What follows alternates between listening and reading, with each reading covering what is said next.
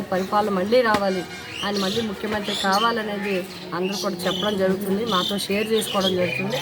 ఇక్కడ ఈ సొంటివారిపాటల్లో కూడా సిమెంట్ రోడ్ల నిర్మాణం జరిగింది.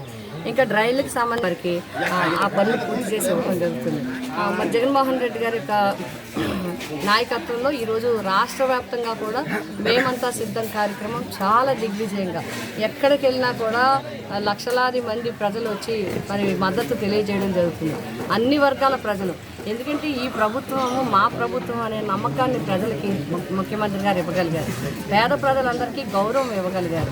కాబట్టి నిబంధనల ప్రకారము కొన్ని విషయాల్లో కొంతమందికి ఇబ్బందులు ఉన్నప్పటికీ కూడా ఆ నిబంధనలకు సంబంధించిన ఉన్న లోపాలను కూడా సవరించి రాబోయే కాలంలో వారికి కూడా సంక్షేమ పథకాలు అందేలా చూస్తాం.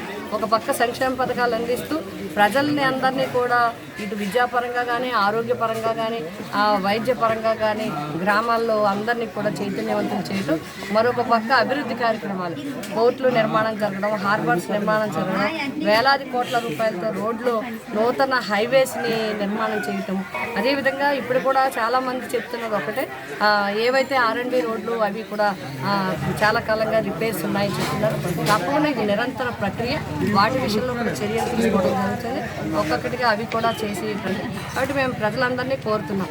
కొండేవరం గ్రామ ప్రజానీకానికి అదేవిధంగా ఓటర్ మహాశైలందరినీ కూడా కోరి ప్రార్థించడం జరుగుతుంది.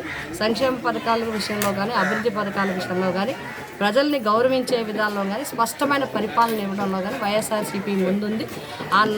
ఆ విధమైన నమ్మకాన్ని ప్రజలకి కలిగించిందని విశ్వాసం మాకుంది.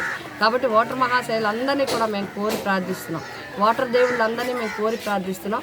తప్పకుండా మీరందరూ మమ్మల్ని బలపరచండి.